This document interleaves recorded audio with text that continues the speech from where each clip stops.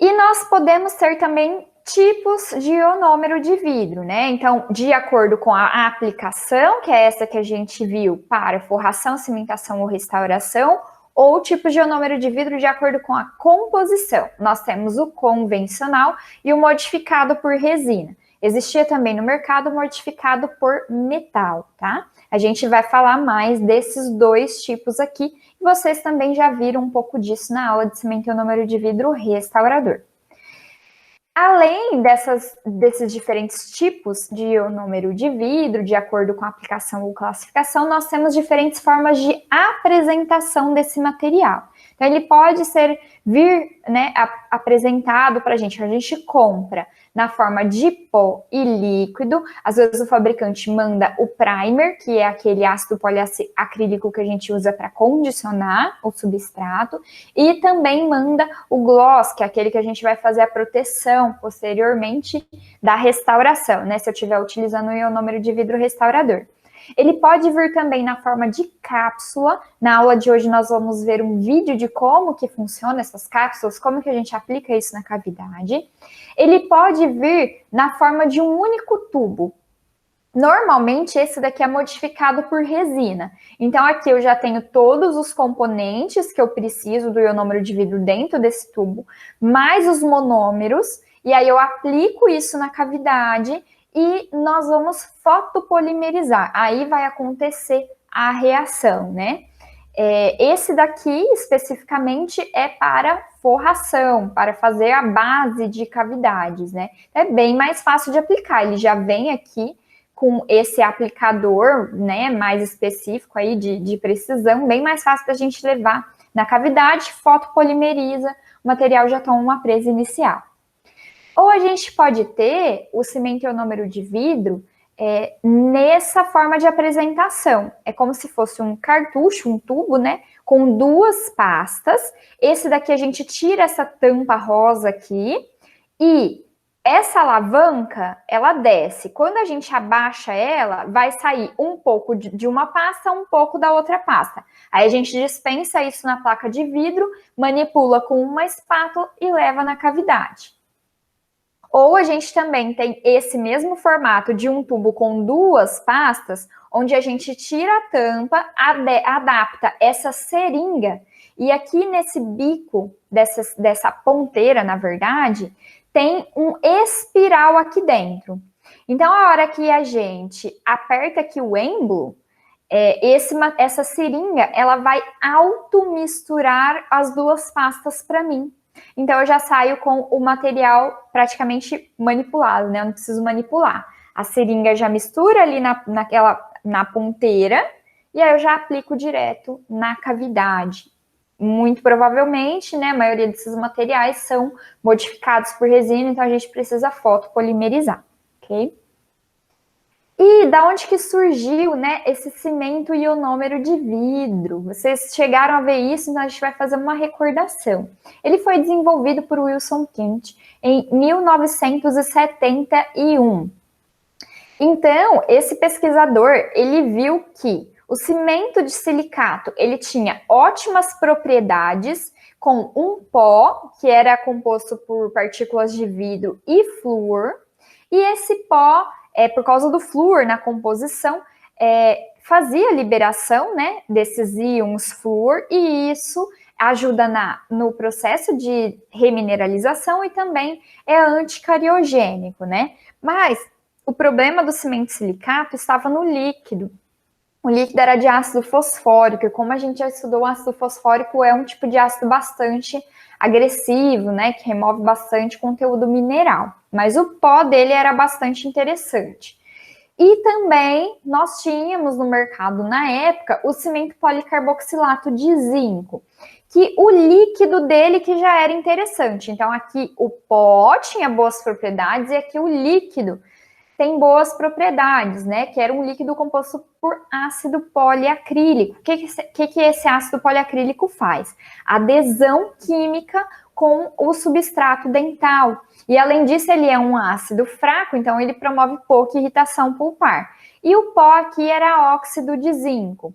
Então, esse pesquisador, ele decidiu testar, né? E se eu unir o líquido do policarboxilato de zinco com o pó do cimento de silicato, né? E foi aí que surgiu o cimento ionômero de vidro. Então, trouxe aqui de curiosidade para vocês qual é a composição de vários materiais dentários, né? Que é unindo todos esses componentes aqui.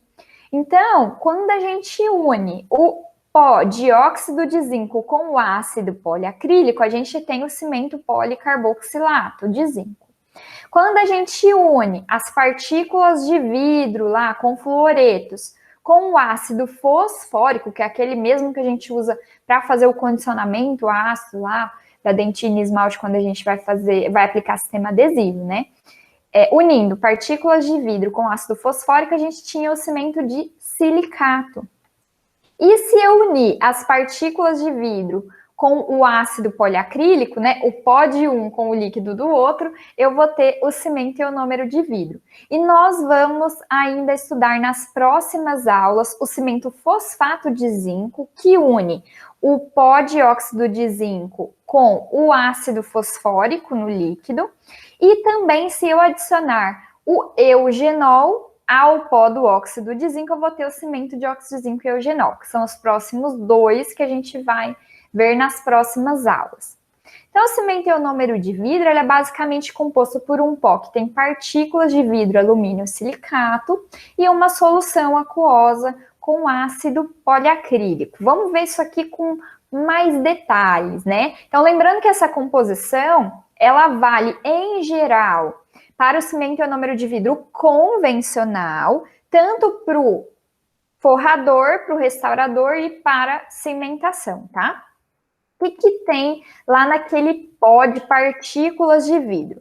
Eu tenho sílica em boa parte da composição, 29%. Eu tenho alúmina em 16%. Tenho vários fluoretos, é daqui que vai vir o flúor, que vai liberar, né, e vai atuar na remineralização. Então, eu tenho fluoreto de cálcio, de alumínio, fluoreto de sódio de alumínio e também tem fosfato de alumínio na composição desse material. E como a gente sempre fala nas aulas, cada componente desses vai ter uma função, né? Então, vocês vão ver que o alumínio tem a função dele, que o flúor tem a função dele, que o cálcio tem a função, que a sílica tem a função, né?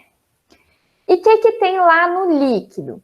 Tem um tipo de ácido alquenoico, então, normalmente é o ácido poliacrílico. Existem outros tipos de ácido alquenoico, por exemplo, o ácido maleico. Mas ele tem um outro peso molecular e ele seria muito mais consistente, muito mais viscoso, na verdade, do que o ácido poliacrílico. Então, o ideal é que o tipo de ácido que tenha na composição é o ácido poliacrílico, né, em 30%, maior parte do material. A gente também precisa ter água na composição desse cimento ionômero de vidro, porque é a água que faz a ionização do ácido poliacrílico. Vocês vão ver que isso é muito importante na reação. A gente também tem a adição de outros ácidos. Esses ácidos também têm função, né?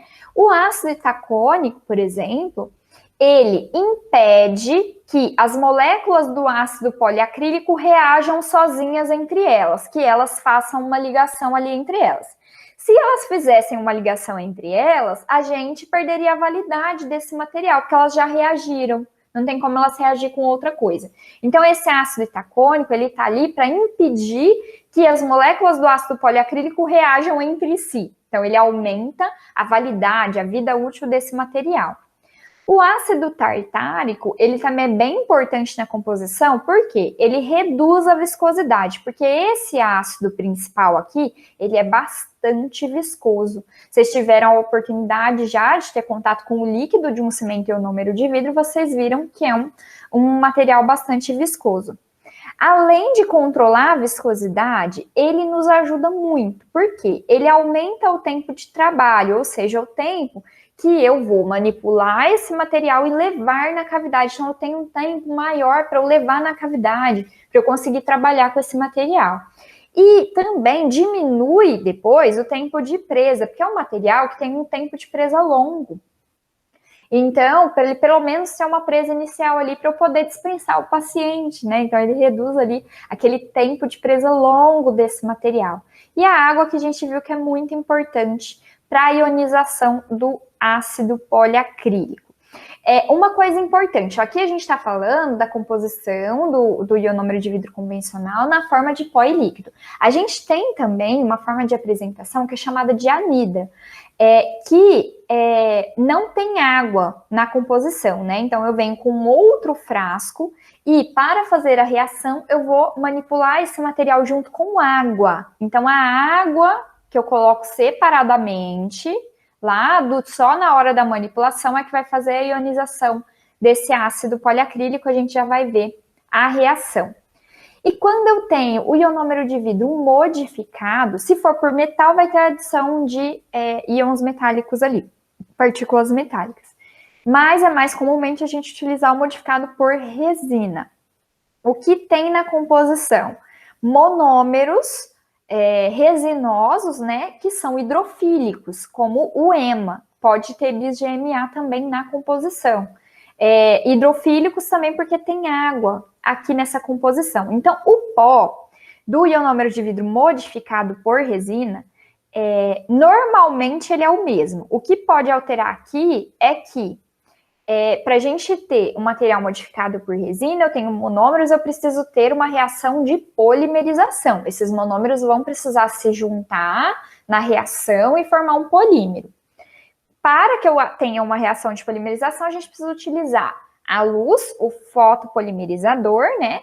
Que vai ativar uma molécula fotossensível e essa molécula vai lá no iniciador da reação, quebra a ligação e essa reação vai começar. Então, eu preciso ter um sistema ativador iniciador. Então, aqui no pó pode ser que tenha uma dessas partículas, tá? Mas, em geral, o que muda na composição está no líquido, que são adicionados esses monômeros resinosos, né? E aí também vai ter ali o sistema ativador e iniciador da reação.